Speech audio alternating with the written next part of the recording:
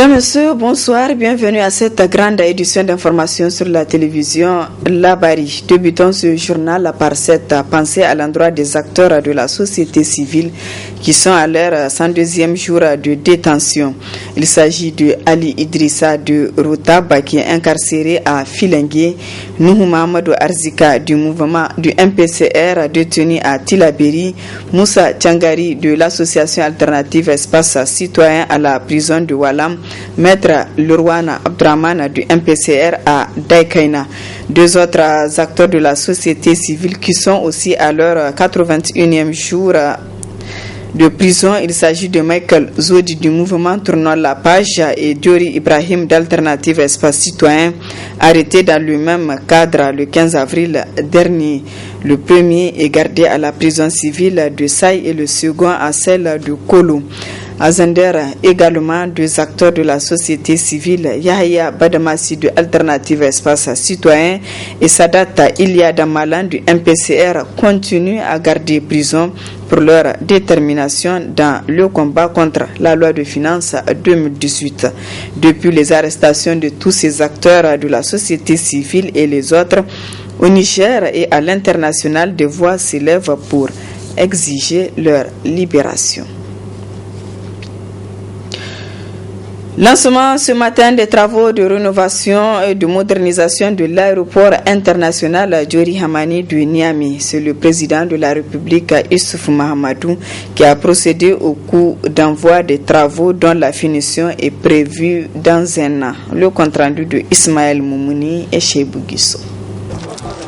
Mise en exploitation le 18 février 1972, les infrastructures de l'aérogare de l'aéroport international Diori Hamani n'ont guère évolué pour rompre avec la vétusté de ces infrastructures que ces travaux de rénovation de l'aéroport international ont été engagés. Ainsi, l'aéroport international Diori Hamani va bénéficier d'un certain nombre d'infrastructures telles que la construction et l'équipement d'une nouvelle aérogare passager à 2 niveaux, R+1, avec un accès d'un niveau à un autre à travers des escaliers mobiles, escalators, escaliers fixes et par ascenseur. La rénovation de l'ancien terminal avec un centre médical et un centre directeur des opérations d'urgence. La réhabilitation de l'aérogare fret, l'extension de l'aire de stationnement avec au moins une vingtaine de nouveaux postes de stationnement gros porteurs et construction de voies de circulation. Le prolongement de la piste de 800 mètres, la rénovation des chaussées aéronautiques et le renforcement de l'aire de mouvement actuelle. La construction d'une voie de circulation parallèle à la piste pour relier les deux premières réalisées. La construction et l'équipement d'un nouveau pavillon présidentiel disposant d'une aire de stationnement pour 2 avions gros porteurs, d'un parking automobile et d'une voie d'accès dédiée depuis la RN1. L'aménagement des salons officiels, ministres, députés et corps diplomatiques. Et agenda national oblige, il faut noter que l'aérogare passager, le parking avion, la voie de circulation, le pavillon présidentiel et les salons ministériels et diplomatiques seront disponibles 1 mois au plus tard avant la conférence de l'Union africaine qui se tiendra à Niamey en juillet 2019. En procédant au coup d'envoi des travaux, le président de la République dresse l'importance de ces infrastructures qui vont être achevées dans un an selon l'entreprise turque responsable du chantier. Niamey va accueillir au mois de juillet 2019 le sommet de l'Union africaine. Cela veut dire que Niamey sera la capitale de toute l'Afrique. Et par conséquent, il faut que Niamey soit belle, que Niamey soit propre et que Niamey soit doté d'infrastructures à la hauteur de l'événement. C'est dans cette perspective que nous avons décidé de rénover et de moderniser l'aéroport international Diori Hamani de Niamey. Une fois les chantiers achevés, l'aéroport international Diori Hamani de Niamey aura une nouvelle allure, ce qui réjouit à plus d'un titre le gouverneur de la région. Et le coût des travaux est évalué à 101 milliards de francs hors taxes. Suite à l'annulation de toutes les attributions de place sur le nouveau site de recasement du marché Djemagui par le président de la délégation spéciale de la ville de Niamey, une de nos équipes a fait un tour dans le dit marché pour recueillir les réactions des commerçants. Le reportage est de Nafis Zakou et Sadou Toumi. C'est suite aux différentes contestations et plaintes des commerçants déplacés des marchés de Djamagé et de Tagbati que le président de la direction spéciale de la ville de Niamey décide d'annuler toutes les attributions de place sur le nouveau site de recasement des 10 marchés. Ce sont les commerçants qui se réjouissent de cette décision car ayant perdu leur place, pourtant détenteurs des boutiques sur l'ancien site. Ce que le gouvernement même a partagé, ils n'ont pas fait sur nous actes, le papier qui a notre nom dedans, là, ils n'ont pas travaillé avec ça. C'est ça qui a fait. Ici maintenant, il y a des gens du Wadata, il y a des gens un peu partout. Moi, celui qui a vendu hier ici, là, moi je ne l'ai jamais vu. Pourtant, je suis au marché depuis 1974. C'est un nouveau, c'est un étranger qui a payé place à 200 000, mais hier elle a vendu ça à 1 600 000, une petite place. Je suis content, si le gouvernement on peut refaire ça, moi je serai contente. On n'a qu'à refaire ça parce que jusqu'à présent, il y a des gens qui sont au marché qui sont en train de vendre les places à 5 millions, 8 millions. Devant moi ici, il y a une dame à marchander jusqu'à 4 millions 500, ils ont refusé. C'est un carré, c'est au marché, non?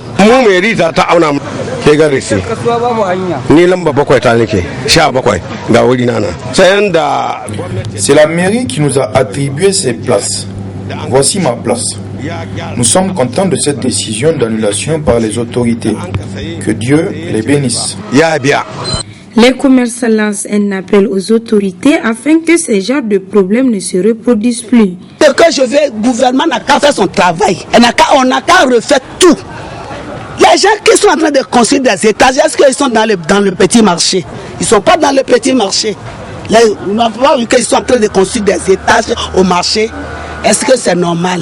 C'est pas normal. Nous pauvres, le gouvernement n'a qu'à faire pitié de nous.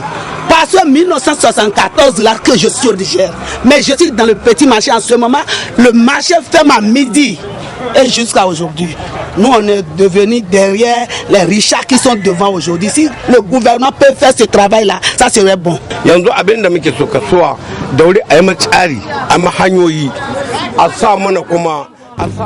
Ce que nous voulons des autorités, c'est qu'ils nous construisent de grandes voies afin de faciliter l'évacuation des eaux.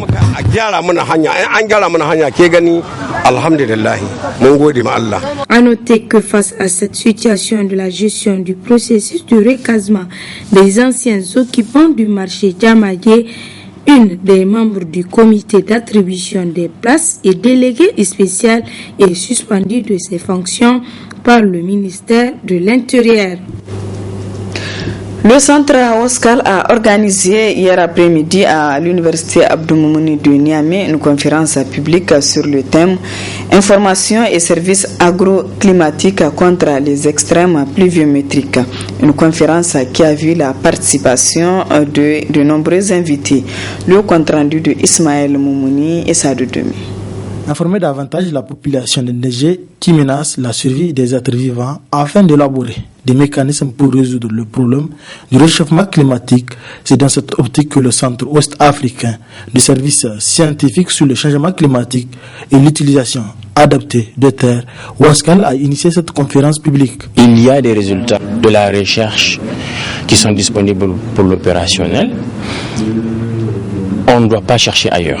Donc il est grand temps aujourd'hui qu'on sorte du débat beaucoup plus formel, scientifique, média, pour revenir maintenant à ce que les scientifiques rencontrent le public, le grand public, et parler de ces résultats-là qui sont disponibles et qui permettent justement de minimiser les effets des changements climatiques, les effets négatifs des changements climatiques, mais aussi prendre l'opportunité qu'il y a dans les changements climatiques. L'objectif, c'est vraiment, si vous voulez, l'appel qu'on lance au public, mais à l'université en particulier, de un peu changer la manière de communiquer ces résultats-là. Peut-être qu'il ne faut plus rester dans les papiers, les publications et les médias. Les gens aujourd'hui considèrent par exemple l'information passée dans les médias comme une information comme les autres. Or ici nous parlons du bienfait des humains et du matériel, d'accord? Il va falloir qu'on redéfinisse un peu les approches et qu'aujourd'hui les scientifiques aient le débat avec le public pour que le public puisse poser ses préoccupations et que les chercheurs soient utiles aux besoins du public. Les attentes comptées par Oscar sont visiblement atteintes compte tenu de la mobilisation des participants. Dans le contexte où nous sommes, le Niger en particulier, au plein cœur du Sahel, et avec tous les types de risques climatiques que nous vivons, je pense que cette conférence, c'est une très bonne chose. C'est une très bonne chose à plusieurs angles. D'abord, parce qu'elle attaque ces questions de changement et de variabilité climatique. Et on nous a montré un peu les deux présentateurs, d'abord le contexte national Niger, celle qui a présenté sur la météo Niger les différents produits que la météo développe, mais aussi le conférencier en chef Dr Salak a essayé de montrer un peu les différents produits, mais surtout en faisant le point entre ce qui se faisait avant et ce qui s'est fait maintenant, la nouvelle approche. C'est une occasion unique pour nous en tant qu'étudiants de pouvoir échanger avec les acteurs principaux à Niamey ici, principalement la Direction nationale de la météorologie, qui apporte vers nous des informations très importantes concernant les prévisions saisonnières pour l'année 2018. Et encore, en secondo, ce qui est très important, c'est que ces informations-là sont très utiles pour les populations à la base, principalement les producteurs. Ouaskala, avec le soutien de ses partenaires, a initié un projet sur l'application de prévisions climatiques et pratiques agricoles dans la traduction des événements pluviométriques extrêmes du XXIe siècle en zone ASIC, dénommé projet APTE 21. Intéressons-nous à présent aux activités génératrices de revenus exercées par les jeunes en cette période de grandes vacances. Une de nos équipes s'est penchée sur la vente de noix de Doum par ces jeunes. Le reportage est de Nafisa Hassan et Ibrahim Abdou. Ils sont jeunes, très jeunes, visibles, souvent sous des petits hangars d'infortune. Ces scolaires qui s'adonnent à la vente du noyau du palmier doux, plus connu sous le nom de cologie. Mené avec l'accord des parents, ce commerce permet à ces jeunes de passer leurs vacances, mais et surtout à se préparer pour la future rentrée académique.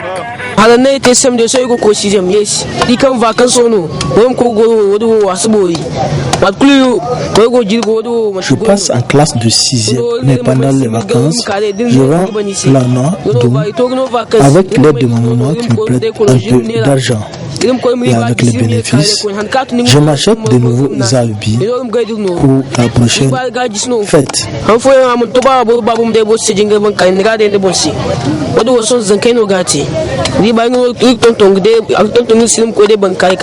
Vouloir se débrouiller et entreprendre de le bas âge est une chose noble, mais prudence, car la rue et les marchés peuvent être des véritables périples pour ces jeunes. Je vous invite à présent à suivre la partie magazine de ce journal.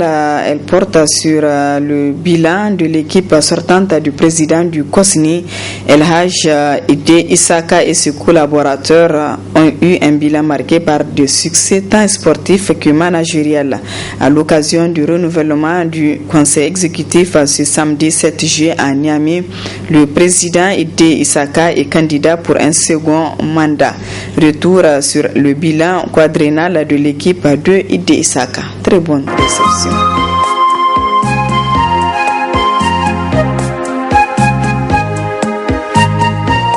J'ai l'honneur de vous communiquer les résultats auxquels les électeurs sont parvenus.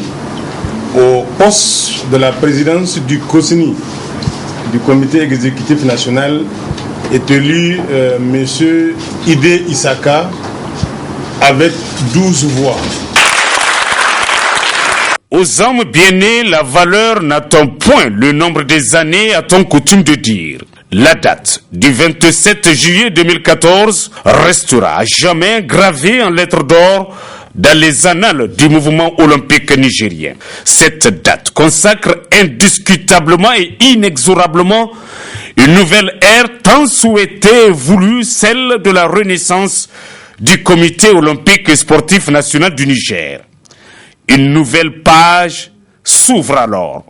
Le sage et charismatique El Hadji Idé Issaka, secrétaire général sortant, sera brillamment élu et de la manière la plus démocratique président du COSNI en compagnie d'autres figures du monde sportif nigérien avec 12 voix contre 10 pour le président sortant Mamadou Talata Doula et 3 pour le président de la Fédération nigérienne d'athlétisme de l'époque, le colonel des douanes Hamidou Issa Jibrilla. La messe est ainsi dite. Les électeurs présidents des fédérations sportives ont ainsi fait leur choix. Le choix de l'alternance, le choix de la raison. Très satisfait de ce changement salutaire, le ministre de la Jeunesse et des Sports de l'époque, El Hadji Abdul Karim Amalam, rend hommage à la nouvelle équipe dirigeante du COSNI. Nous voilà au moment solennel. Solennel de l'installation officielle du bureau élu par votre Assemblée générale. Monsieur le Président, recevez toutes mes félicitations et celui par ma voix de l'ensemble du mouvement sportif nigérien pour vous avoir porté à la tête du mouvement sportif. Je voudrais sincèrement vous remercier de la confiance que vous venez de manifester, pas simplement à moi, mais à l'ensemble de ce bureau qui m'entoure, et que je peux vous affirmer, ce fera le plaisir et l'honneur de vous rendre dans les jours à venir cette confiance. Ainsi fait, ainsi dit. Après 17 ans, oui, 17 ans de présidence sans partage, Mamadou Talata Doula, crucifié par le cours de l'histoire, quittera par la petite porte la maison fêtière des fédérations sportives nigériennes. Pour la toute fraîchement nouvelle équipe du COSNI, point de repos ou à la fiesta. Les choses vont s'accélérer très vite et rattraper le temps de toutes ces années perdues. Il faut innover, il faut créer. Premier objectif de l'Hadji Idé Issaka et ses collaborateurs, ramener la sérénité, la quiétude, la paix et la confiance au sein de nos fédérations sportives nationales longtemps gangrénées par des crises internes à répétition. El Hadji Idé Issaka, enfin connaisseur du milieu sportif, veut en finir avec cette spirale inopportune et il a eu le secret. Il s'agit de la création d'un cadre de concertation au sein du COSNI, un cadre privilégié de règlement de tous les conflits sous toutes ses formes. Une initiative vivement saluée d'ailleurs par le ministère de la Jeunesse et des Sports. Et suite justement à la création de ce cadre, un atelier international sur la gestion préventive des conflits sera organisé par le COSNI et le CIO, une grande première dans la sous-région ouest-africaine. Pour moi, en fait, c'est souvent lié à l'application des textes, la connaissance des textes ou leur méconnaissance, ou tout simplement une méconnaissance volontaire ou involontaire. Donc voilà, pour moi, c'est souvent en fait des problèmes statutaires qui se posent dans le sport parce que les associations sportives sont partie intégrante de la société et ont leurs règles. Et je pense que leurs règles de fonctionnement doivent être connues et appliquée par tout le monde, quoi. Dans la même lancée, plusieurs séminaires, ateliers et autres colloques seront organisés par le COSNI en collaboration justement avec la solidarité olympique, et ce au profit des athlètes, techniciens et autres dirigeants sportifs. Mais le fait saillant qui a sans aucun doute marqué les 4 ans de l'équipe d'Ide Isaka reste indiscutablement la participation du Niger aux Jeux Olympiques de Rio de Janeiro en 2016. Aucun Nigérien, oui, aucun Nigérien n'a rêvé que 44 ans après Isaka Daboré aux Jeux de Munich, le drapeau national allait flotter dans le ciel des JO de Rio. Même en 17 ans de gestion de la présidence précédente, le Niger ne participe aux JO qu'en simple figurant et pour venir bredouille. En 2016, grâce à l'implication du COSNI, mais aussi du premier capitaine du sport nigérien, le président de la République, Issoufou Mahamadou, le rêve de tout un peuple sera réalisé grâce à ce digne et brave combattant, j'ai nommé Issoufou Abrazak Alfaga. Tout est allé très vite. Et sur instruction expresse du président de la République, chef de l'État, qui a déjà cru à un exploit historique à Rio, le ministre de la Jeunesse et des Sports de l'époque, le très emblématique et efficace Salissou Ada, rencontrera le COSNI à son cabinet. Une bonne nouvelle était à l'agenda ministériel. J'ai rassuré le COSNI que l'État du Niger ne faillira pas à son devoir. Il faut s'en féliciter que nous avons un président de la République qui a toujours, en tout cas, placé l'intérêt du Niger et de son peuple en avant. Nous avions échangé dans un cadre de compréhension mutuelle. J'ai félicité en tout cas le COSNI pour sa hauteur de vie, pour la responsabilité avec laquelle cet échange a eu lieu. Et j'ai noté une volonté de travailler dans le sens de promouvoir le sport au Niger.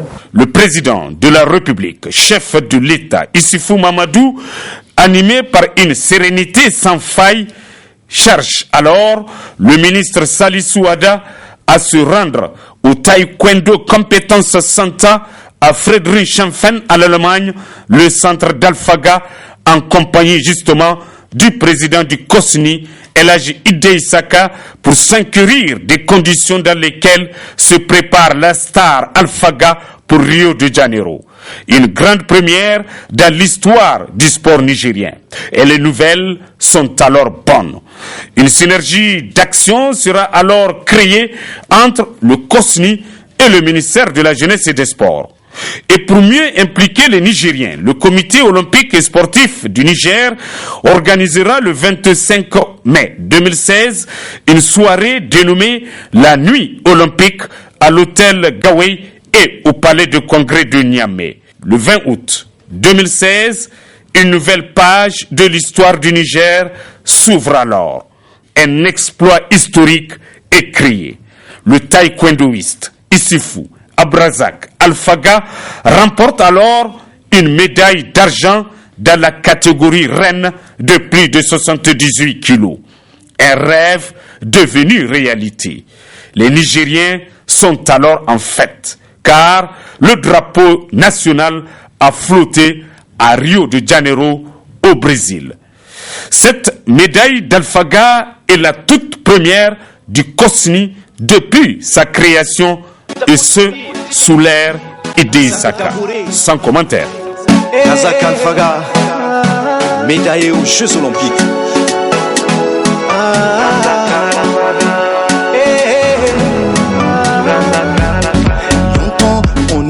Véritable icône, Issoufou Abrazak Alfaga sera célébré en grande pompe comme un héros national par les Niaméens et surtout adulé et magnifié par le président de la République, chef de l'État, premier capitaine du sport nigérien, El Hadji Issoufou Mahamadou, qui s'est pleinement impliqué dans ce sacre d'Alfaga. Je voudrais saluer le champion olympique, vice-champion olympique 2016 du taekwondo. Je voudrais te féliciter aussi pour avoir dignement représenté le Niger aux Jeux olympiques de Rio. Et j'espère que la jeunesse nigérienne décodera ton message, le message du succès au bout de l'effort. Après 4 ans, 4 ans à la tête du comité olympique et sportif du Niger, l'on peut indiscutablement dire que le bilan du conseil exécutif du COSNI, chapeauté par Elhaji Ide Isaka, a été plus que jamais satisfaisant. Les résultats sont là, probants, visibles et palpables. Nous pouvons dire que notre bilan est largement positif et que la sérénité a prévalu tout le long du mandat. Le Comité olympique sportif national du Niger a ainsi organisé de nombreuses et importantes activités au cours des années 2014, 2015, 2016, 2017 et 2018 au plan national tout comme le plan international en application du plan stratégique 2014-2018 et les différents plans d'action annuels qui ont été mis en œuvre par les fédérations, les commissions spécialisées, le Centre Olympique Africa, le secrétariat permanent du COSNI. Sur le plan managérial, la gestion financière a été nettement améliorée. L'organisation a été renforcée. Le COSNI s'est doté d'un organigramme, d'un manuel de procédure, d'un logiciel comptable. Les locaux qui habitent le siège ont été réhabilités pour tenir compte des besoins réels de l'association et des équipements informatiques installés afin de moderniser davantage le système de travail. L'une des principales innovations apportées sous l'ère Ide Isaka, c'est la délocalisation des assemblées générales du COSNI à l'intérieur du pays, notamment à Dosso, puis à Tillabéri. Objectif, faire du COSNI un comité de tous les sportifs nigériens. Certes, 4 ans se sont écoulés avec tout ce chapelet de succès, mais beaucoup reste à faire. En ce qui concerne nos perspectives, il s'agit en tant qu'élément du CIO de ne jamais s'écarter des missions fixées à tous les CNO, donc les comités nationaux olympiques. Et il sera illusoire pour nous de proposer un programme aux fédérations autre que ceux, donc il y a 21 programmes attribués au CNO au début de chaque Olympiade. Pour notre part, le COSNI répond aux attentes des athlètes.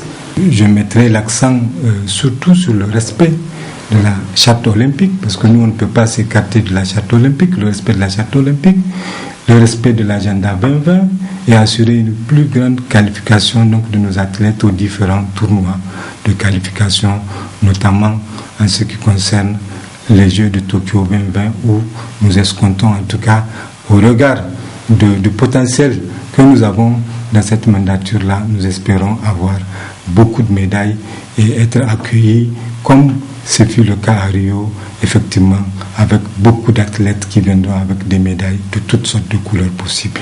Le renforcement des différents boursiers, des capacités des différents boursiers que nous avons eu au nombre de 6, ce qui est une exception quand même dans la sous-région, et si vous voulez, une image qui nous permet donc de fonder de l'espoir quant à la réussite de ces athlètes et quant au succès que nous pouvons attendre d'eux aux Jeux olympiques donc, de Tokyo 2020.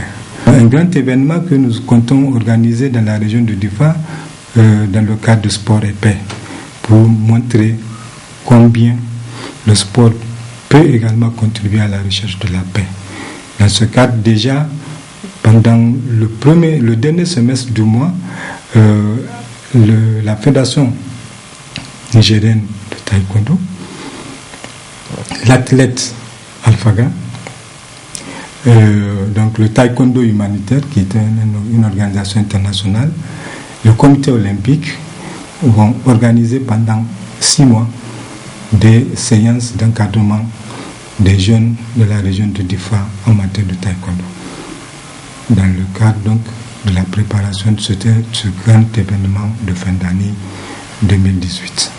L'objectif Tokyo 2020 et bien d'autres rendez-vous mondiaux méritent d'être accompagnés et soutenus par l'ensemble des présidents des fédérations sportives et les personnalités ayant rendu d'éminents services au sport. Ce 7 juillet 2018, le choix de la continuité s'impose. Un choix porteur pour atteindre l'objectif Tokyo 2020 et ramener cette fois, pourquoi pas, une médaille d'or olympique.